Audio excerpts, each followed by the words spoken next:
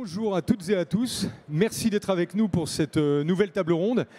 Tout s'enchaîne à un rythme assez frénétique sur ce salon. Merci de nous avoir rejoints donc, sur cet espace conférence pour une nouvelle table ronde qui va parler de la transition énergétique, comment rendre nos usines plus éco-responsables. C'est un vaste sujet, la décarbonation, qu'on a évoqué avec les officiels depuis hier matin, depuis l'ouverture. Je vois la régie qui arrive, il n'y a pas de souci, tout va bien ? Si, il y a un petit souci, c'est-à-dire il faut le mettre en route. Je te l'ai lire sur la presse. Oui, mais je vais le faire après. Si je montre ça, ok. Voilà. On règle ce petit détail. Le temps de vous présenter les intervenants. Alors avec moi sur ce plateau, Olivier Gillet pour l'ADEME. Bonjour. On va se partager les micros. On va peut-être en prendre d'ailleurs. Je vais aller en chercher là-bas. On va se les faire passer. Voilà, c'est un travail collectif. Jonathan Scherer d'Asconobel. Bonjour. Vincent Louchet de Forvia. Merci de nous avoir rejoints au pied levé. Luc Ronfard de la biscuiterie Loubio. Bonjour. Hop là. Et également avec nous sur ce plateau, Geoffroy Blondel de Joigny, cofondateur de Nature Opéra. Et puis Martin Piotte, qui est directeur technologie et innovation chez Terreal. Bonjour à tous les 6. Alors, une table ronde très fournie avec beaucoup de témoignages. On va démarrer tout de suite avec l'ADEME. Alors, l'ADEME, hop, si je passe ici, voilà. Olivier, je vous laisse démarrer. L'ADEME, tout le monde connaît ici, mais vous êtes un acteur référence. Vous travaillez avec déjà de très nombreuses entreprises. On aura l'occasion de l'évoquer tout à l'heure avec Martin. Racontez-nous un peu aujourd'hui où en est l'ADEME sur ce sujet de l'éco-responsabilité. Oui, bonjour à toutes et tous. Je ne suis pas persuadé que tout le monde sache ce qu'est l'ADEME sur ce salon, mais j'en profite. Donc l'Agence de la transition écologique. Nous sommes un petit millier, on va dire, répartis entre le siège et nos différentes directions régionales. Donc vous nous retrouverez du coup sur Lyon et Clermont, notamment pour notre région. Côté entreprise, on a un accompagnement assez fort et assez massif. On est surtout connu pour apporter des financements, que ce soit des financements aux études ou des financements à l'investissement. L'exemple, c'est le plan de relance sur l'axe décarbonation de l'industrie. On a apporté 1 milliard d'euros aux industriels français, ce qui a permis de générer quasiment 5 milliards d'euros d'investissement spécifiquement sur la décarbonation de l'industrie. Ce qui est un peu moins connu, c'est qu'on est également sur l'aspect amont. On sensibilise, on est facilitateur en amont et on vient accompagner également tout ce qui est recherche-développement.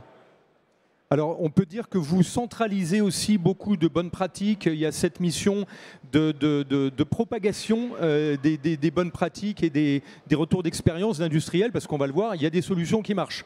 Tout à fait. Si on a mis 1 milliard d'euros, c'est qu'un certain nombre de solutions qui fonctionnent. Et on est en amont, justement, les équipementiers à sortir de nouvelles solutions qui soient encore plus efficaces, plus efficientes. Et on a comme ça, sur notamment nos sites et sur la librairie adem.fr, on a un grand nombre de retours d'expérience et c'est toujours intéressant pour les industriels de voir ce qu'ont réalisé leurs pairs et puis les résultats de ce qu'ils ont pu mettre en place. Alors c'est ce qu'on va partager aujourd'hui. Jonathan Scherer, vous êtes Engineering and Energy Manager chez Asconobel, Coating, Powder Coatings. Donc là on est dans le milieu industriel et vous avez depuis très longtemps chez Asconobel cette vision, on va dire, cette exigence par rapport à l'environnement, par rapport à l'usine responsable. Tout à fait. Alors, Asconobel, c'est le numéro 1 mondial de la peinture. Tout ce qui est grande marque, Sickens, Dulux, Valentine, tout ce qu'on peut acheter dans les supermarchés. Il y a 300 sites dans le monde, une dizaine en France. Et nous, sur le site de Dourdan, au sud de Paris, ça fait une bonne vingtaine d'années qu'on œuvre pour tout ce qui est enjeu écologique, sobriété énergétique, efficacité énergétique. Et on a fierté d'être reconnu, être World Class Leader. Alors, c'est un nom un peu pompeux, mais World Class Leader, l'usine modèle au niveau des 300 usines dans le monde, donc ça on en est très fiers. Moi j'étais venu il y a 2 ans avec vous, Monsieur Perry, pour parler principalement d'efficacité énergétique. Donc on a fait beaucoup de choses en 15 ans. Pour donner des grands chiffres, on est ISO 50001 depuis 2015, on est 100% énergie verte depuis 2012 et depuis 2015 d'origine française, ce qui est très importante pour nous. On va prendre, moi j'aime bien me donner ce chiffre-là, 2009-2019, même production, 7500 tonnes sur le site et 40% d'économie en termes d'énergie. 40% de moins en termes de consommation. Et plus à titre personnel, moi je suis passionné d'écologie, de biodiversité, de dérèglement climatique, et j'ai eu la chance de participer à différentes formations soutenues par l'ADEME et la T2E, qui sont pro-RFI et le programme Invest. Donc voilà, c'est aussi pour ça que je suis là. Bon, génial. On sent l'engagement personnel, on va en reparler tout à l'heure. Ce qui est quand même intéressant, c'est qu'on voit sur 10 ans, vous avez gardé le même niveau de production avec 40% d'énergie en moins. Ça sera quand même intéressant d'évoquer ce sujet-là. Et on parlera bien sûr de l'engagement personnel pour embarquer les collaborateurs. Alors, chez Forvia, Vincent, bonjour. Alors, chez Forvia, pareil, on a quand même la richesse des plateaux est formidable sur ce salon. Forvia, je me suis laissé dire qu'il y a un véhicule sur 2 dans le monde qui est équipé de vos fournitures. Absolument. Alors, premièrement, je pense que Forvia n'est pas encore un nom très très connu. Hein. C'est anciennement le groupe Faurecia, hein, qui a été rebaptisé l'an passé Forvia, suite à une réorientation stratégique et une acquisition d'une grosse société allemande qui s'appelle Hella. Donc aujourd'hui, on est le 7e équipementier au monde. Et donc tous nos choix stratégiques sont drivés aujourd'hui par la feuille de route qu'on a construite avec SBTi. Donc si vous ne connaissez pas SBTi, c'est Science Based Target Initiatives, qui est l'institution qui valide les feuilles de route des entreprises pour décarboner, pour arriver à net zéro. Donc on a eu cette certification. On est la première société au monde, dans le monde de l'automobile, à avoir cette certification. Et donc toute cette feuille de route entraîne des actions pour décarboner le groupe. Alors on le voit quand même là, déjà tous les deux, sur des exemples industriels de haut niveau. Ce sont des drivers, enfin les labellisations, et ça peut faire le lien aussi avec l'ADEME, tout ce qui est les normes qui sont édictées, les normes de référence un peu. Ce sont des objectifs, vous les incluez, vous, dans à la fois le management et puis dans la stratégie de l'entreprise, de façon à accéder à des labels qualité qui à la fois vous ouvrent des marchés, bien sûr, et puis en même temps vous accompagnent au quotidien pour transformer vos unités. Oui, alors absolument. Nous, on a des objectifs qu'on a définis avec SBTi, qui est d'arriver sur Scope 1 et 2. Donc Scope 1 et 2, c'est donc les émissions directes et indirectes liées à l'énergie. D'être à 0 en 2025. Donc on a tout un plan d'investissement de panneaux solaires, d'éoliennes, etc. Et ensuite, on a une deuxième tranche, un deuxième objectif, c'est de réduire nos émissions de 45% sur le scope 3. Donc quand on regarde le scope 3, pour nous, dans la tête de Pareto, ce sont les matières. Donc les deux grosses familles de matières qu'on utilise, ce sont l'acier et les polymères. Donc on a fait des investissements assez massifs dans ce secteur, avec comme objectif d'arriver à 0 en 2045. Excellent. Alors on va revenir sur justement ces objectifs dans le temps, notamment avec Martin, on en parlera. On continue le tour de table pour découvrir nos invités. Alors Luc Ronfard, bonjour. Alors vous êtes le fondateur de la biscuiterie Loubio. On va voir quelques images pour voilà, une équipe heureuse. Voilà. Oui. Alors là, on change, on va c'est dire, l'époque Covid, hein. d'univers. Voilà, voilà, on vous voit dans les champs. Ouais. On voit alors, vous êtes sur la matière, sur le vivant, on va dire. Oui. Et ce qui est remarquable et que vous pouvez apporter sur ce plateau, c'est que vous, dès le départ, vous avez tout conçu, comme vous travaillez dans le bio. Vous vous êtes dit, tiens, mon usine, elle va être éco-responsable. Vous êtes déjà dans cette démarche depuis très longtemps. Alors après, bon, avec 50 collaborateurs, je crois que c'est ça, vous êtes... On est un peu moins, oui. Un peu, ok. Ouais. C'est sûr qu'il y a une question de taille qui rend les choses peut-être plus faciles que quand on est dans un groupe mondial avec de 300 sites. Mais vous, c'était une démarche dès le départ. Oui, bah moi, si vous voulez, je suis dans le bio depuis 35 ans, donc ça fait... Je suis un peu un vieux. Et vous étiez un pionnier, on va laisser le côté...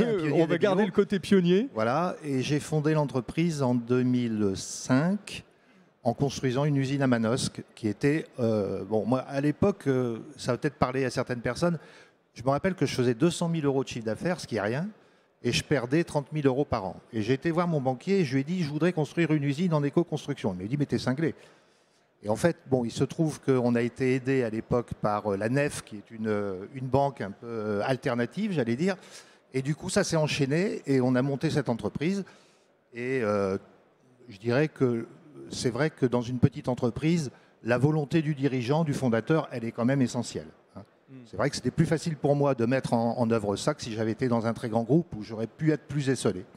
Voilà, donc on est parti sur une idée simple, c'est faire que du bio, donc 100% de produits bio, dans les magasins spécialisés, parce que c'était un peu dans une... bon, on est un peu des militants, donc c'était un peu pour dire, on fait que du bio, on travaille avec des magasins qui font que du bio. Hein, c'était un peu ça l'idée de départ, et avec une approche RSE, donc qu'on a mis en place. Voilà. Une approche RSE. Alors, on le voit, vous étiez à l'époque pionnier, les banquiers ne comprenaient pas forcément quelqu'un qui veut faire une usine éco-responsable. Oui. À l'époque, ce n'était pas du tout dans la tendance. Aujourd'hui, on voit que l'actualité vous donne raison. Et ce qu'on voit avec les uns et les autres, c'est que c'est une démarche de long terme, mais qui aujourd'hui match complètement avec les priorités du marché aujourd'hui. Oui, absolument. Oui. En sachant que bon, le bio a quelques zones de turbulence actuellement, oui. Mais je pense que sur le long terme, oui, ça va repartir. Oui. Alors, on va continuer le tour de table avec vous, Geoffroy. Vous êtes cofondateur de Nature Opéra. On va voir aussi quelques images de chez vous. Donc, cette usine, parlez-nous de cette usine. C'est assez récent, vous, en fait, cette histoire. Hein. Oui, bonjour à tous. Nature Opéra, nous sommes une société qui réalise des produits d'hygiène bébé, d'hygiène féminine et des produits d'entretien de la maison. Ce qui les relie tous, c'est que nous sommes 100% bio, naturel, écologique et made in France, qui était important pour nous. Et notre volonté et notre vision, c'est de pouvoir en fait changer la consommation pour rétablir en fait un équilibre de la vie, qu'il soit à travers une accessibilité produit, à travers de la naturalité, à travers un process de fabrication qui est lui-même écologique. Et le tout, on l'a encapsulé en fait dans une double labellisation RSE qui nous permet en fait de nous projeter à quelques années pour pouvoir assurer en fait une progression sur l'intégralité des piliers de la RSE. Alors, très intéressant. Là, ce que vous évoquez, c'est en fait la réflexion, et c'est un peu ce qu'on va retrouver chez chacun d'entre vous, elle est vraiment globale. Ce n'est pas uniquement la production, c'est aussi, on va pouvoir parler du bien-être des collaborateurs, de cet aspect-là RSE dans son ensemble, hein, avec une vraie responsabilité sur comment mes salariés travaillent, la qualité de l'air, la qualité de... C'est un peu tout ça que vous avez mis en place avec cette usine. Tout à fait, oui. On essaye à chaque fois qu'on lance un produit in gamme, se dire comment je peux penser à 360 degrés et comment être vertueux sur l'intégralité en fait des segments que compose ce produit. Ça peut être le packaging, est-ce qu'il est vertueux ou pas, ou est-ce qu'il est fabriqué. Les filières, on utilise beaucoup de cellulose de bois, par exemple dans les couches. Est-ce qu'on utilise une filière de bois en fait qui est origine France, garantie?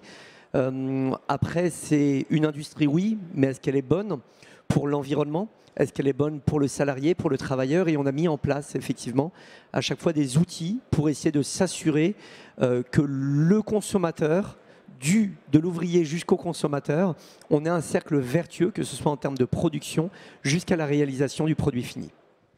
Là, vous évoquez un point important, le sourcing. Ça sera le thème après, on fera un petit tour de table là-dessus. Je veux quand même prolonger avec vous, Martin. Donc, vous êtes directeur technologie et innovation chez Terreal. Quelques mots sur Terreal et puis vous, votre partie, cette planification vraiment méthodique de l'ensemble des chaînes de production quand vous les transformez. Oui, donc Terreal, c'est pas non plus très connu du grand public. On fabrique des produits en terre cuite pour la construction, des briques de construction, des tuiles en terre cuite. Pour vous donner une idée, entre le moment où on commence à fabriquer le produit et le produit il est terminé de fabriquer, il va se passer entre 20 et 40 heures. Et donc, c'est un process qui est assez lourd, qui demande des températures qui vont monter autour de 1000 degrés. Et nos usines ne s'arrêtent pratiquement jamais. Donc, pour arrêter une usine, il faut le planifier d'avance. Nos projets de décarbonation, ils sont multiples. Il y a des initiatives qui viennent du terrain, il y a des initiatives qui viennent du central, à plus ou moins grande dimension. Et la clé du succès pour nous, ça a été vraiment la planification de tous ces projets. C'est-à-dire qu'entre le moment où on a repéré un gisement d'économie d'énergie, de réduction du CO2, et le moment où on effectivement avoir moins de CO2 qui vont sortir des cheminées, il va se passer entre 18 et 24 mois. le temps de dimensionner le projet, le temps de faire des appels d'offres, d'avoir les fournisseurs qui nous répondent et les fournisseurs qui fabriquent des grises d'équipement pour nous, qu'on va les installer au moment d'un arrêt, juste au bon moment dans l'année. Parfois, si on manque de 4 mois, on rallonge d'une année. Donc, la planification, c'est clé. Il y a une multitude d'initiatives. Certaines sont sans investissement, mais qui demandent du temps dans les usines. D'autres avec beaucoup d'investissement. Les ressources sont limitées. Et sans planification, on n'aurait pas pu. Si on n'avait pas commencé à fabriquer, on parle souvent d'une feuille de route, hein, mais la feuille de route, parfois, ça peut devenir un terme galvaudé. C'est vraiment un enchaînement d'initiatives, toutes dans le bon ordre, un peu spécifique d'usine par usine. Et si on n'avait pas commencé il y a déjà 3 à 4 ans à fabriquer cette feuille de route, on n'aurait pas pu avoir les premières réalisations l'année passée et cette année. Excellent. Donc, on va garder aussi cet aspect planification. Le sourcing, si on parle justement de l'éco-responsabilité et des usines éco-responsables, est-ce que vous avez tous aujourd'hui des facilités pour accéder à des ressources qui sont soit labellisées, soit tracées de façon à à avoir des ressources un peu éco-responsables? Olivier. Sur l'aspect traçage, je laisserai mes voisins répondre, mais vous avez raison de parler du sourcing parce qu'on est tellement concentré sur la problématique énergétique qu'on a oublié, sauf les industriels, l'ensemble des contraintes qu'ils ont pu rencontrer, qu'ils rencontrent encore sûrement pour se sourcer, ce qu'on ne connaissait pas auparavant, hein, que ce soit en matière brute, en produits transformés. J'ai eu un exemple, un tiers investisseur qui équipe beaucoup de sites industriels, de collectivités en chaufferie-bois, me disait une chaudière bois avant c'était quelques mois, maintenant c'était il y a quelques mois qu'il m'a dit ça, c'est 12-15 mois minimum en espérant que l'entreprise ait toute la matière.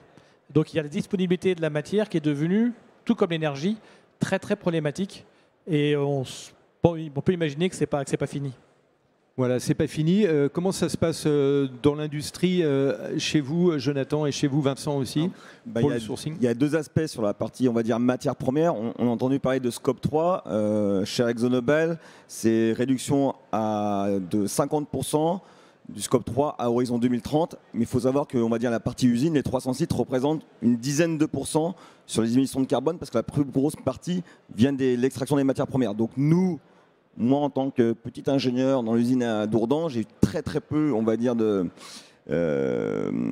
d'action sur cette partie-là. Par contre, plus sur la partie, on va dire, projet industriel, c'est vrai que c'est un vrai enjeu depuis 2 ans. On a beaucoup de projets qui sont en cours et je pense que tout le monde sait le problème des matières premières. On prend un automate, on prend une carte d'entrée-sortie d'automate, on l'avait en 3 semaines, maintenant en 1 an, voire 1 an et demi. Donc ça perturbe énormément, ce qui nous demande, nous, au quotidien, vraiment trouver des solutions techniques qui ne sont pas évidentes. Donc c'est vrai que ça nous ralentit beaucoup dans le processus. Et du coup, on va trouver les solutions ou est-ce que des fois on se dit, on va faire une croix, le sourcing, on voulait avoir tel fournisseur, il n'est pas disponible, on n'aura pas la ressource là, on va aller la chercher ailleurs, quitte à ce que, tant pis, on a un sourcing moins Moi, c'est mon quotidien depuis 2 ans, avec mes intégrateurs électriques automatistes, de changer du jour au lendemain d'un fournisseur. C'est assez perturbant. Bon, les matières premières aussi, vous avez Oui, alors chez nous, la traçabilité, c'est un vrai sujet. Hein. Donc c'est un sujet qui est complexe et il faut arriver à décomposer en plusieurs morceaux. Un des objectifs pour nous à très court terme, c'est d'utiliser plus de recyclés. Pourquoi? Puisque en fait, il y a des réglementations qui sont en train de se mettre en place et SBTi nous demande quelque part, avant d'aller utiliser et extraire de la planète de nouvelles ressources, qu'elles soient bio ou autres, utiliser ce qui a déjà été extrait. Et donc dans un matériau plastique ou même de l'acier, identifier la portion qui vient du recyclé, c'est très très compliqué. Donc il faut en mettre en place des certifications justement pour pouvoir prouver qu'on a été compliant par rapport à ce qui était demandé. Et du coup, là, vous, c'est le recyclage, la seconde main, ça peut être une source d'approvisionnement, vous, à l'avenir, de mieux organiser ces filières de recyclage. On en parle beaucoup dans l'industrie de plus en plus, même dans les machines-outils. Ce matin, j'étais avec Marc Troya et on discutait de ça.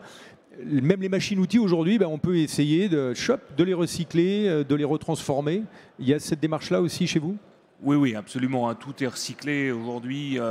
Alors la filière est en train de structurer fortement. On le voit même en tant que consommateur. On voit que maintenant tous les emballages sont triés et sont on met tout dans les poubelles jaunes. Au niveau des automobiles, c'est la même chose, hein. Aujourd'hui, il y a des investissements lourds qui sont en train d'être mis en place. Drivé par la réglementation, hein. Clairement, aujourd'hui, on utilise entre 4 et 8% de matière recyclée dans un véhicule. D'ici à 2025, il faut qu'on soit à 25%. Donc on avance. 2025, c'est possible ou pas? Alors c'est possible sur les nouveaux véhicules. Sur les véhicules qui sont déjà lancés en production, c'est plus compliqué. Et ça va créer des tensions très très fortes sur le marché de ce type de matériaux. Et on voit, alors Olivier, allez-y, après je vais revenir là-bas. Mais... J'en profite parce que justement vous illustrez la difficulté de se fournir en matériaux recyclés. Grâce à son fonds économie circulaire, l'ADEME vient de lancer un appel à projet assez massif qui s'appelle Ormat, Objectif Recyclage Matériaux. Certains ont entendu parler de Orplast les années précédentes, c'est l'équivalent mais sur 6 filières. Métaux, verre et matériaux de construction, plastique du coup. Je vais en oublier sûrement, papier carton, et il m'en manque un évidemment, donc qui permettra d'accompagner, de massifier et de monter en qualité de l'amont jusqu'à l'aval de toute la chaîne de valeur de recyclage des matériaux. C'est des sujets assez récents. Luc, si on était sur les matières, mais là on a bifurqué sur le recyclage, vous êtes sur le vivant, donc il y a moins ce problème-là, j'imagine. Mais comment ça se passe, cette gestion la plus fine possible aujourd'hui des matières? C'est comme ça qu'on gagne, c'est comme ça qu'on économise à la fois de l'énergie, du transport. Alors déjà sur l'aspect recyclage, nous on utilise beaucoup d'emballages. Oui. Un paquet de biscuits, c'est du carton, c'est du plastique, c'est des choses comme ça. Et donc dès la création d'entreprise, il y a une vingtaine d'années, en fait j'étais parti sur l'idée de doubler toutes mes références avec du vrac. Donc on vend nos biscuits en vrac, c'est 80% de notre chiffre d'affaires, c'est énorme. Et on a été une des toutes premières entreprises françaises à développer le biscuit en vrac. Donc on vendait dans des sacs de 3 kilos les mêmes biscuits, les mêmes références en vrac. Et les revendeurs mettaient ça dans des silos et c'était vendu aux consommateurs. Donc ça c'est sur le vrac. Sur l'aspect circuit, matière première, circuit court, nous on utilise essentiellement de la farine de blé parce qu'un biscuit c'est plus de 50% de farine de blé. Et là, on a mis en place un circuit vertueux, j'allais dire, puisqu'on a 5 agriculteurs de notre département qui sont à 10, 15, 20 km de chez nous, avec qui on a passé des contrats. Et le contrat est tripartite parce qu'on a associé le meunier dans ces contrats. Le meunier, c'est un de mes amis. Bon, donc il se trouve que voilà, ça facilite les choses. Et en fait, les agriculteurs livrent au meunier et il y a des silos qui nous sont dédiés. C'est-à-dire que des silos qui sont pour loup bio. Donc on est certain que les céréales qui seront utilisées dans nos farines, la farine qui sera utilisée dans nos biscuits provient bien des céréales des agriculteurs. Donc on a fait ça, et derrière, ça c'est plus un aspect RSE, mais je me permets quand même de le noter, c'est que derrière on a compensé notre bilan carbone en plantant des arbres chez ces agriculteurs. C'est-à-dire qu'on ne plante pas des arbres en Nouvelle-Calédonie, non, on plante chez nos agriculteurs. Et en gros, notre circuit court, au plus long, il est à 50 km entre l'agriculteur, la meunerie et nous. Et bien entendu, aujourd'hui, où il y a une grosse tension sur les matières premières, ça nous aide beaucoup. Là, c'est extrêmement bénéfique. L'économie circulaire, si on en parle, ça vous parle aussi, Geoffroy, peut-être? On peut comparer vos regards là-dessus, parce que là, typiquement, l'économie circulaire, c'est un vrai sujet quand on est dans déjà le sourcing et puis l'économie aussi. Oui, alors nous, on est un petit peu le résultat d'un courant qu'il y a eu il y a de ça quelques années, qui est le fameux fabless. C'est-à-dire, je ne produis pas mes propres produits, mais je les fais fabriquer par un tiers. Le résultat, c'est que nous, aujourd'hui, donc, on a notre usine de couches qui est dans les Hauts-de-France, qu'on a lancée en octobre dernier. Cela faisait plus de 35 ans qu'il n'y avait pas eu d'ouverture d'usine de couches en France. Et pour autant, 90% des couches bébés, c'est assez simple, c'est même un produit de première nécessité, 90% des couches vendues en France sont fabriquées hors de France. Il n'y a pas que les couches. Si je prends les produits non alimentaires que vous utilisez sûrement, qu'on utilise en termes d'hygiène, ça peut être des produits d'hygiène féminine. Plus de 92% des produits d'hygiène féminine sont fabriqués hors de France. Le coton, les carrés de coton, 95% des carrés de coton sont fabriqués hors de France. Et donc là, on arrive où, bien évidemment, il y a une vraie problématique d'approvisionnement. Et quand on arrive et on se dit, bonjour, je suis français, j'ai ouvert mon usine, est-ce que vous pourriez me fournir des matières? Alors là, ils se disent, vous êtes qui? Ah bon? Est-ce que ça va marcher? Et là, tout de suite, on se retrouve à avoir une vraie problématique. Et toutes ces filières, bien évidemment, n'existent pas en France. Alors qu'on est envahi, et tant mieux, de forêts, eh bien, il n'y a pas de filière de cellulose de bois destination des couches bébés en France.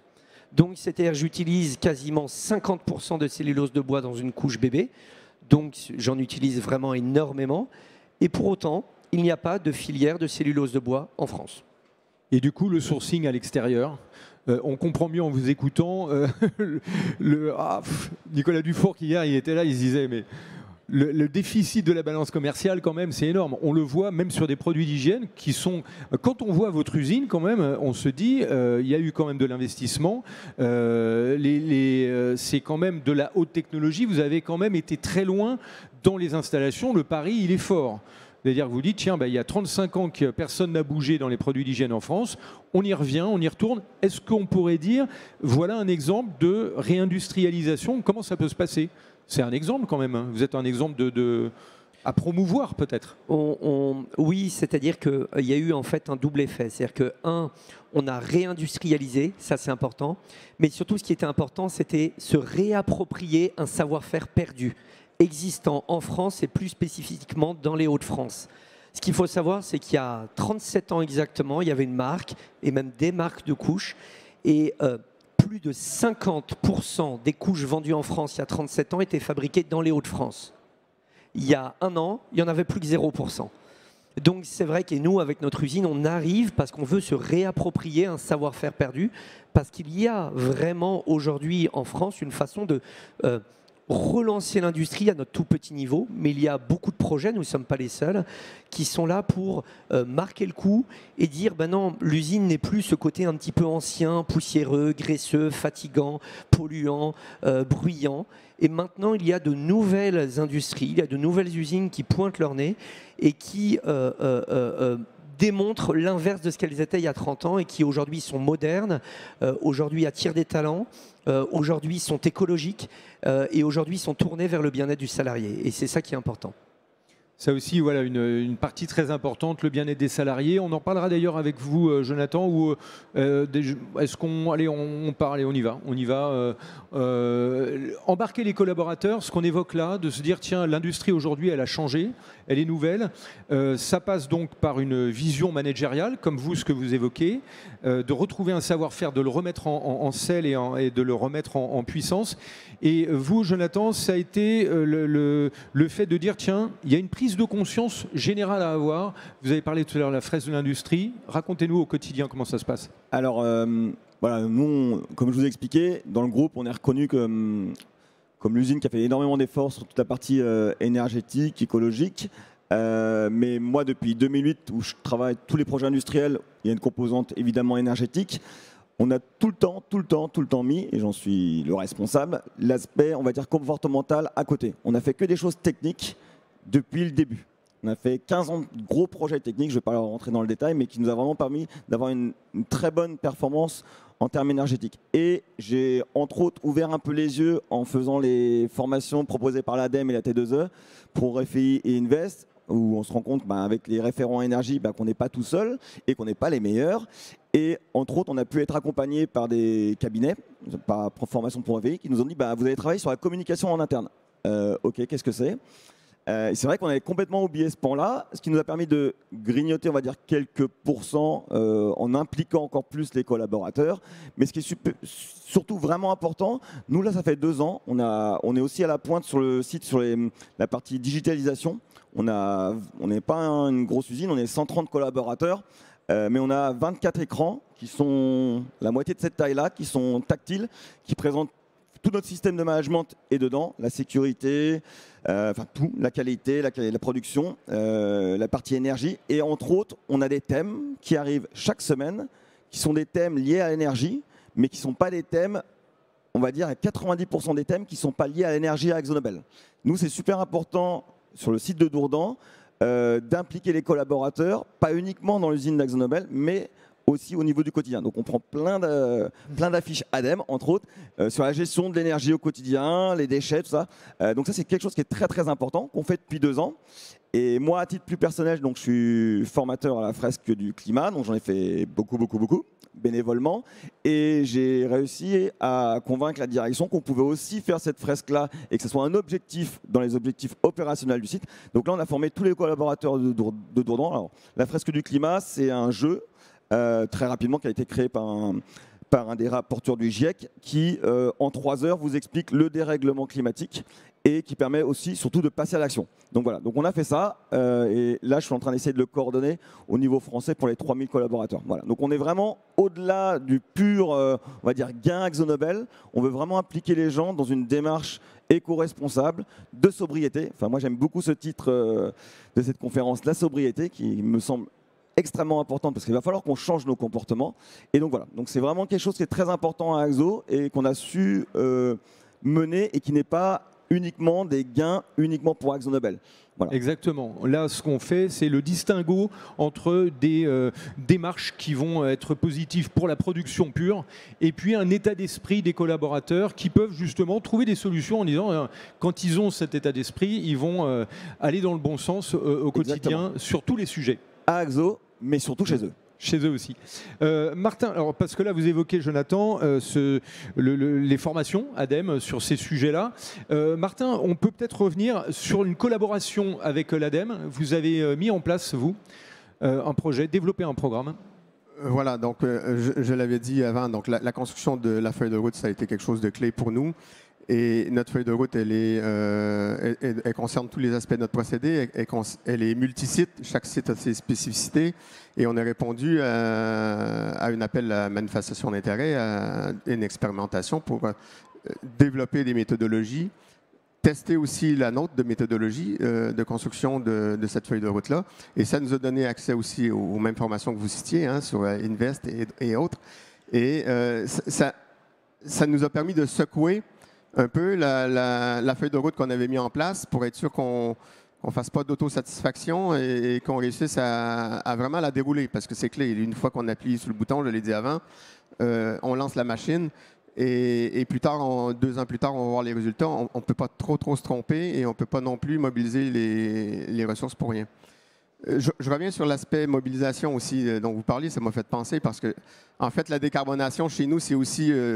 je dirais une formidable opportunité pour attirer des talents ou mobiliser des talents chez nous. La terre cuite, ce n'est pas quelque chose de très, très connu. C'est des usines, c'est de la grosse industrie.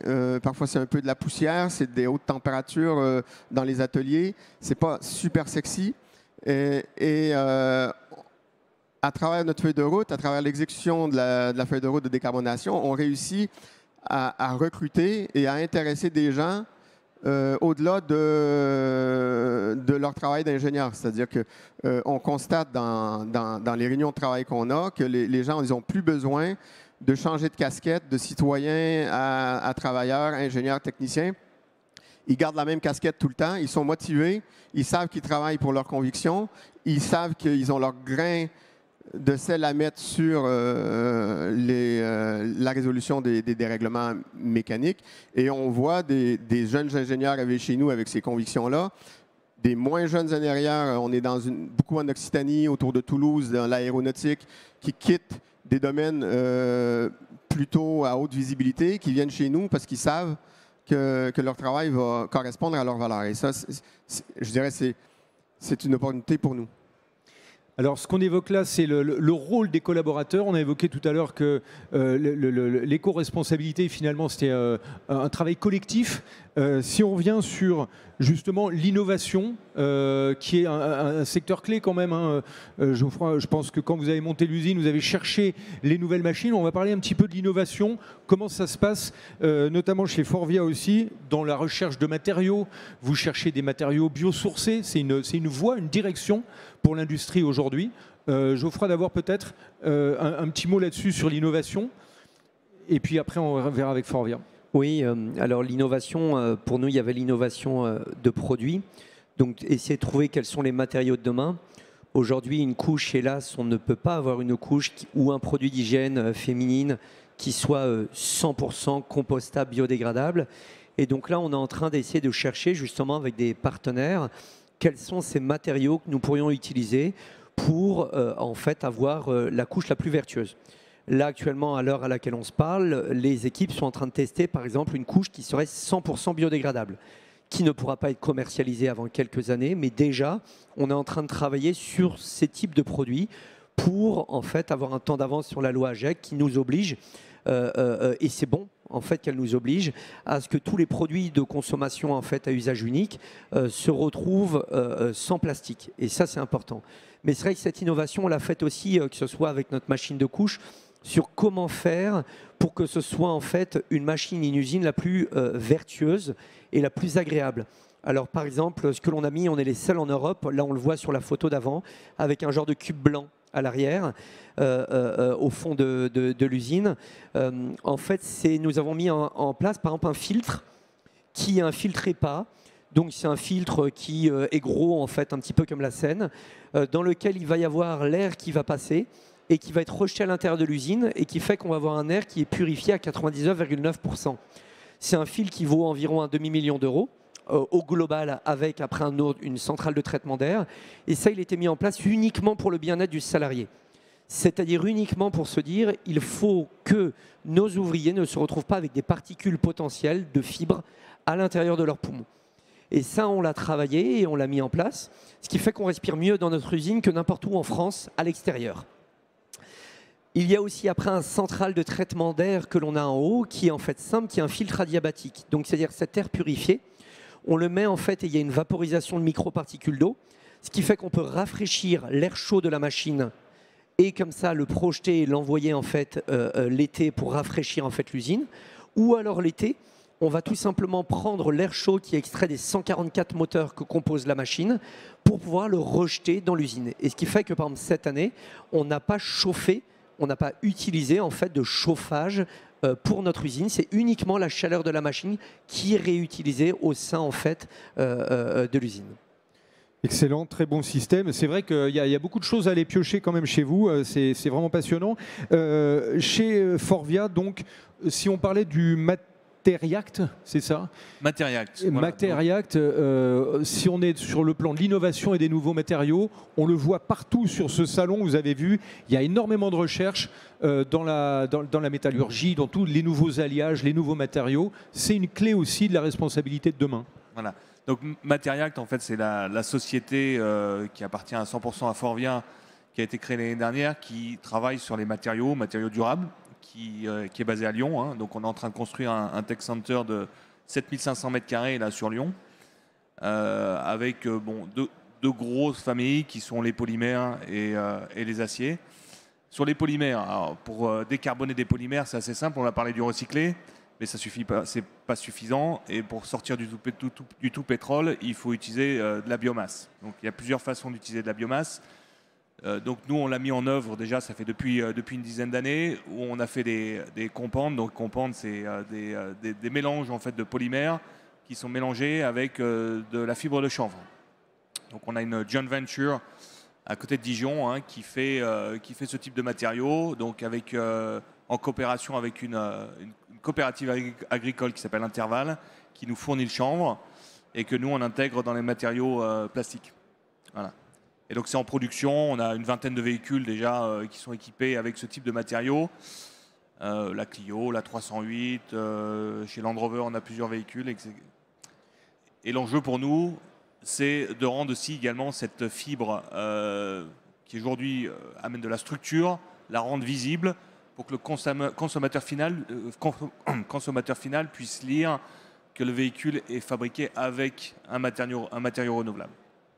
Excellent. Est-ce que l'ADEME, vous suivez toutes les initiatives comme ça des industriels? Il y en a beaucoup, donc c'est peut-être dur à avoir le scope complet. Par contre, est-ce que vous suivez de près ces nouvelles initiatives? Parce que ça peut, après, irriguer tout un secteur. Si une entreprise, à un moment donné, découvre un nouveau matériau, ça va pouvoir faire profiter tout l'écosystème. Oui, tout à fait. C'est vrai qu'on essaie de déployer et de participer au déploiement des bonnes pratiques au sens large. Donc ça, c'est relativement classique. Mais je suis bien content de voir la très grande variété des questionnements et des problématiques que vous avez auprès de ne serait-ce que 5 industriels. On sait que la transition écologique et notamment la décarbonation de nos systèmes de production est devenue indispensable. Ne serait-ce que pour quasiment la pérennité des sites industriels. On sait également que c'est très souvent quand même basé sur des installations très capitalistiques. Et donc, comme vous le disiez tout à fait, c'est de la planification qu'il faut mettre en œuvre pour chacune des entreprises, chacun des sites et chacun des groupes. Et cette planification, elle est à moyen et long terme. Et c'est vrai qu'on est là également pour l'accompagner. Et donc, on parle de matériaux minéraux, de matériaux d'origine chimique, métallique ou autre. L'ADEME est en train de mettre en place avec beaucoup de partenaires des plans de transition sectorielle, qui est une projection à 2050 des 9 plus grands secteurs, on va dire, industriels et matériaux pour en fait, accompagner la transition donc à moyen et long terme de l'ensemble de cette population. Ça me fait penser à ce que disait Bruno Bonnel hier, qui travaille donc avec au gouvernement, qui s'occupe un peu de France Relance, même beaucoup. Ce plan qui nous envoie en 2030 avec des investissements. Là, vous parlez des secteurs apportés. On a beaucoup parlé des batteries. Ce sera un sujet de conférence demain sur ce même plateau. Là, on parle des nouveaux matériaux. C'est aussi une recherche forte. Comment on place la responsabilité et cet éco, on va dire, conscience et cette éco-responsabilité des entreprises dans ce plan de relance? Est-ce que c'est un vecteur fort? Est-ce que c'est... Alors, rien ne se fera sans les entreprises, bien évidemment. Et je suis bien content de l'exemple qu'on vient de citer, notamment par la fresque du climat, qui est un des moyens, certes très intéressant. Il y a d'ailleurs énormément de fresques, fresques de l'alimentation, fresques de la biodiversité. N'hésitez pas à vous renseigner, à vous en emparer et à vous former là-dessus, parce que c'est assez, ou ne serait-ce qu'à y participer, c'est très très formateur. Donc dans ce cadre-là, c'est vrai que le changement de comportement est quelque chose qui est essentiel. Et c'est vrai qu'on a une nation qui est un peu gouvernée par des ingénieurs à la base historiquement, et on est sur des solutions technologiques d'abord, toujours. Et là, on essaie d'orienter de plus en plus vers des solutions certes technologiques, parce qu'on en aura besoin, mais également organisationnelles et puis comportementales. Et ça, c'est assez essentiel. Jonathan, comment vous prévoyez, vous, la formation des 3000 collaborateurs France chez AkzoNobel? Je veux juste rebondir. Oui, allez. Moi, je trouve ça très bien qu'on puisse parler ici, pas uniquement de croissance verte. Moi, j'y croyais encore il y a 10 ans.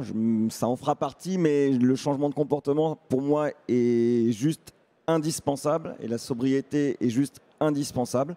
Donc ça me fait très plaisir d'en parler. J'ai fait l'autre sujet sur la 5G. Alors 5G, c'est génial, mais voilà, je ne suis pas certain que ça peut répondre à tout. Donc voilà, changement de comportement, sobriété, c'est quelque chose qui est pour moi primordial. Et pour répondre à votre question, voilà, on a une dizaine de sites en France. Je suis persuadé, et c'est ce qu'on est en train de chercher, des gens qui peuvent être passionnés et impliqués. Comme moi, il faut des ambassadeurs quelque part. Il faut des ambassadeurs, et moi le but c'est de former les ambassadeurs sur la dizaine de sites, et après ils formeront toute l'équipe. Voilà, c'est ça. Donc on a le biais de la fresque du climat, et on est en train d'implémenter à Dourdan, sur le site de Dourdan, un autre jeu qui s'appelle Ma Petite Planète, qui est exactement dans la continuité de la fresque du climat. La fresque du climat, on comprend, ce sont des rapports du GIEC, on comprend, on donne des solutions, c'est compliqué. Et Ma Petite Planète, c'est un challenge entre collaborateurs, entre amis, entre familles. Regardez, vous pouvez regarder, c'est une application, ça a lieu 3 fois par an. Et ça permet de se challenger de façon très ludique. Et c'est top. On vient de le faire à la Axo au mois de janvier avec la direction et donc on va pouvoir le proposer aux collaborateurs en milieu d'année. Voilà, donc deux outils outils à suivre. Voilà, la fresque du climat et ma petite planète. Effectivement, des challenges très intéressants. Luc, je pensais, est-ce que dans les gens que vous avez eus dans votre entreprise là, depuis 2005, depuis la création, est-ce que vous avez remarqué ce côté, tiens, lui, il peut être ambassadeur, il a la même vision que moi, il a ce côté relais qu'évoque là Jonathan pour diffuser à l'intérieur de l'entreprise. On peut s'appuyer sur des gens comme ça qui ont la même vision. Aujourd'hui, vous avez peut-être cette perception qu'il y en a qui sont plus motivés, enfin plus conscients tout d'un coup de ce sujet-là, et on peut déléguer, on peut Oui, je pense. Surtout que, bon, c'est vrai que dans la bio, il y a un aspect, comment dirais-je, assez fort en matière de déontologie, voilà, dans la RSE d'une manière générale. Et c'est vrai que je me suis rendu compte, donc mes enfants ont repris l'entreprise maintenant, et ils ont constitué leur équipe, et ils ont fait venir des gens, je pense que j'aurais eu plus de mal à les intégrer, parce que manifestement, notre secteur maintenant répond à beaucoup d'interrogations des salariés. Il y a 20 ans, quand on demandait aux jeunes où est-ce que vous voulez rentrer, ils disaient EDF, Danone. Les grands groupes, les grands comptes. Voilà. Maintenant, j'ai vu que l'Occitane était dans les 5 premières. L'Occitane, c'est une entreprise qui est près de chez nous. Ouais. Et qui fait des produits naturels, enfin des produits. Les valeurs ont pris. Il y a des valeurs très très fortes. Donc moi honnêtement, je trouve que ça va mieux qu'il y a 20 ans, oui, au niveau de l'embauche des gens. Oui. Oui, c'est un sujet aussi, puisqu'on vous évoquez ça, il y a une grande question d'attractivité de l'industrie, tout le monde en parle, il y a des jobs qui sont ouverts depuis 6 mois, il n'y a pas de candidats. Quand on est dans cette démarche-là, vous sentez qu'il y a, par exemple, quand vous avez monté votre usine, Geoffrey, puis après peut-être on verra aussi chez Terreal, l'attractivité de la boîte, quand vous arrivez avec ce que vient d'évoquer Luc, des valeurs, une vraie démarche d'entreprise, vous sentez que derrière ça match et les jeunes ils se disent tiens, bah là c'est pas mal, c'est bien. Parce que forcément, si on respire mieux dans votre usine qu'ailleurs, que partout en France, finalement c'est un attrait formidable pour votre usine. Oui, c'est une marque employeur, ce qu'on appelle marque employeur, mais c'est important en fait pour nous de toujours avoir cette vision un peu à 360 degrés. Désolé, je reviens vraiment là-dessus, mais toujours se dire que ce soit la salle de pause, comment elle est faite. Moi, ça m'a toujours amusé quand je visitais un peu les usines de mes fournisseurs à l'époque, fabricants. Ça m'amusait toujours de voir la différence qu'il y avait entre le siège de l'entreprise, qui était magnifique, fabuleux, et leur usine, où on entrait dans un hall un peu crasseux et où je me disais il fait froid, je ne suis pas au top là-dedans. Et en fait, on a décidé avec mon associé Kylian Oney de se dire on va en fait faire une copie conforme du siège à l'usine. Donc, c'est-à-dire, nous avons exactement les mêmes matériaux écologiques, que ce soit aussi bien notre plancher issu de fibres de filets de pêche recyclés, que ce soit le plafond à base de fibralite, de fibres de bois recyclées dans des déchets de bois, que ce soit des salles de pause, que ce soit avec les mêmes matériaux, les mêmes fauteuils, avec les mêmes fabricants, que ce soit aussi bien les vestiaires. Dans l'accompagnement, que ce soit même dans les fauteuils qu'ils utilisent au quotidien, penser comment alléger la pénibilité aussi. C'est-à-dire si j'ai une machine qui tourne à 800 couches minutes et j'ai un paquet toutes les 3 secondes qui sort et je dois le prendre sur la machine et le poser sur une palette, comment faire pour ne pas me casser le dos? Et c'est vrai qu'on doit avoir cette réflexion d'accompagnement pour essayer de se dire, oui, on a des ouvriers qui nous font confiance, qui disent oui, je veux bien donner en fait du temps et je veux bien donner de l'énergie pour toi, pour ton entreprise, à nous de leur rendre l'appareil. Et donc c'est vraiment toujours cette réflexion qu'on a au siège, à l'usine, avec des groupes de travail, pour essayer toujours d'améliorer les critères, en fait, que ce soit pénibilité et aussi écologie au quotidien. ça amène sur une thématique, peut-être le partage de la valeur. Dans ce que j'entends là de ce que vous dites, c'est de se dire, ben voilà, on partage les choses vraiment, que ça soit dans l'installation, dans la façon de travailler, etc. Le partage de la valeur, c'est peut-être aussi une chose importante pour les entreprises que vous représentez là, de dire, tiens, ben, c'est de la considération, c'est d'emmener les collaborateurs dans la même dynamique, dans la perspective, c'est de casser les silos quelque part. Est-ce que dans un grand groupe comme Forvia, on a ces réflexions-là sur là, ce qu'on vient d'évoquer, une certaine unité, une certaine cohérence dans l'outil de production, et puis également dans le partage de la valeur. Je m'engage, tiens, je peux avoir des primes en fin d'année, etc. Est-ce que ça fait partie aussi de l'éco-responsabilité d'un groupe?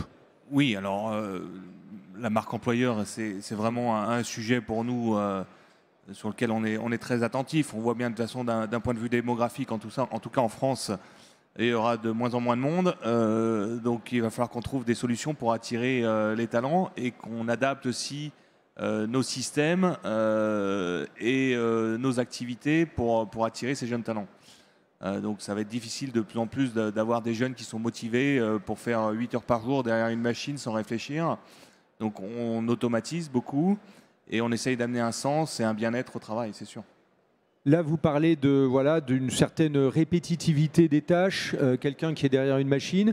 Est-ce qu'il y a chez vous aussi cette notion d'amener du numérique, de décaler un peu le travail, de focaliser sur la valeur ajoutée du collaborateur en associant, on a des cobots ici, on a toutes sortes de machines qui peuvent assister et enlever un peu de pénibilité dans les travaux pour que le collaborateur finalement se focalise sur du travail à valeur ajoutée. Il y a cette démarche-là aussi.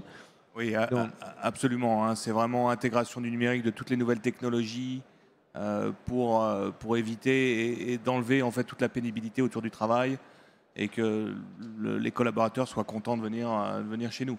Et qu'il y ait un sens derrière. Hein. Le sens, c'est très important. Hein. On a déjà parlé là. Mais aujourd'hui, effectivement, on n'attire plus les collaborateurs dans un grand groupe avec l'argent. Hein. Il faut qu'il y ait autre chose. Et autre chose, c'est que faites-vous pour la planète, que faites-vous pour la société dans le cadre de vos activités. Pour rire, je disais, il y avait de temps en temps, le Covid a amené le travail à la maison de façon assez massive. Et maintenant, il faut amener un peu la maison au travail. Il y a ce côté proximité aujourd'hui entre la vie personnelle et la vie professionnelle, ce qu'on évoque là à un moment. Ça fait partie, ça, des choses à prendre en compte pour le patron, de se dire, tiens, ce que vous évoquiez tout à l'heure, Geoffrey, c'est finalement de se dire, tiens, il faut qu'il soit aussi à l'aise au travail presque qu'à la maison. Il y a un peu ce côté-là, et peut-être, Martin aussi, j'aimerais avoir votre avis là-dessus. Le côté, tiens... On a gentiment migré de la décarbonation à l'usine 4.0 et il se trouve que c'est nos deux priorités aujourd'hui. C'est vrai que si je reviens à la décarbonation, je l'ai dit tout à l'heure, ça donne du sens. Les gens, ils se reconnaissent dans ce qu'ils font au travail et quand ils racontent ce qu'ils font au travail, quand ils reviennent à la maison, ils sont plutôt fiers de raconter ce qu'ils ont fait et à quoi ils contribuent. Et notre principal frein à la réalisation de nos projets, c'est la ressource humaine.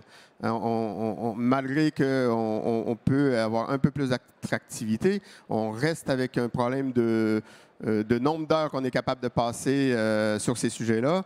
Et nos projets d'Industrie 4.0 nous permettent de libérer. Hein, ce qu'on a dit tout à l'heure, on dégage du temps qui était passé à faire des tableaux, à consolider des données, à aller éventuellement rechercher les données parce qu'elles ne sont pas au bon endroit et les mettre dans les bonnes cases. Tout ce temps-là, on l'efface. Et on le remplace parce que les gens sont intéressés à faire, c'est-à-dire contribuer à réaliser les projets de décarbonation. Donc les deux projets, c'est vraiment nos deux projets forts chez Terreal, le digital, le 4.0, l'automatisation, la régulation, donner davantage d'intelligence à ce qu'on fait et épargner du temps pour être capable de le passer ailleurs. Bon. On va rester là sur cette petite photo d'équipe. Il nous reste 1 minute. On fait un petit tour de plateau avec votre aujourd'hui. C'est la petite phrase de vie qui vous motive. Je ne sais pas, c'est comme ça en impro. Mais la phrase de vie qui vous motive sur cette thématique ou pas, hein, globalement, Olivier? Alors, juste avant, on avait parlé du programme qui va sortir dans les mois qui viennent. Oui. Qui va accompagner les 30 000 PMI, parce que là, on parle notamment de grands groupes, mais il y a le tissu de PMI chez nous qui s'appelait Pacte Industrie et qui va accompagner en fait tous les acteurs de l'industrie, notamment en formation, en accompagnement, en coaching, etc. La phrase, c'est on n'a plus trop le choix, il faut aller vers la décarbonation. Donc pensez en amont sobriété, efficacité, et puis pensez comment décarboner vos énergies électriques, mais principalement thermiques. Et là, la chaleur, vous avez le fond chaleur qui permet de vous accompagner. Et puis derrière, décarboner les procédés eux-mêmes, parce que c'est le cœur des efforts qu'il y a à faire. Très bien, Jonathan. Je dirais pas mieux. Oui. Comprendre et agir. Comprendre et agir. Excellent. Nous, côté Forvia, vous, en fait, Vincent. ce qu'on souhaite, on a accumulé un savoir-faire sur justement tout ce qu'on a fait avec SBTI qui est très fort et sur ces feuilles de route, et on souhaite partager et accompagner en fait d'autres acteurs industriels en fait dans ce domaine-là. Donc si vous avez des besoins, n'hésitez pas à nous contacter. Ok, le partage des bonnes expériences. Luc? Moi, je crois qu'on y croit ou pas, je crois qu'il faut aller vers des usines propres, ça c'est clair. La réduction des emballages, on en a parlé. Tout ce qui peut aller dans un développement plus durable, je dirais. Et je veux dire, il faut que les entreprises fassent ça pour elles. Elles le font pour le climat, elles le font pour l'environnement, elles le font pour des tas de raisons, mais c'est d'abord pour elles, parce que je crois que c'est leur pérennité qui est en jeu. Excellent. Geoffroy? Oui, pour ma part, plutôt un message plein d'espoir. Je pense qu'on a beaucoup de chance aujourd'hui en France d'être aidé dans les financements, d'être aidé pour trouver des solutions pour avoir une industrie toujours plus performante, plus verte, plus responsable. Aujourd'hui, on a de beaux ambassadeurs. Nicolas Dufour, que vous évoquiez, en est un bon au sein de la French Fab ou la communauté du coq vert. Et je pense qu'aujourd'hui, la France a vraiment compris qu'il y avait un enjeu réel et de taille si elle veut avoir vraiment cette place au niveau européen dans l'industrie. Et je pense qu'il y aura de très belles choses à venir en fait en France dans l'industrie. Excellent, des perspectives enthousiasmantes. De l'énergie, Martin? Ouais, chez nous, le mot-clé, c'est l'accélération. C'est-à-dire, on sait ce qu'on a à faire, on l'a mis dans un calendrier et il faut développer davantage de créativité pour réussir à aller encore plus vite. Il faut accélérer et on se concentre sur les moyens d'accélérer notre feuille de route. Excellent. Eh bien, merci à tous les 6 pour vos témoignages. C'était passionnant. On aurait bien gardé encore le plateau, mais il faut rendre justement l'antenne. Merci à tous les 6 pour votre participation. Et puis, la journée continue sur Global Industrie. Merci à vous toutes et à vous tous d'avoir assisté à cette conférence.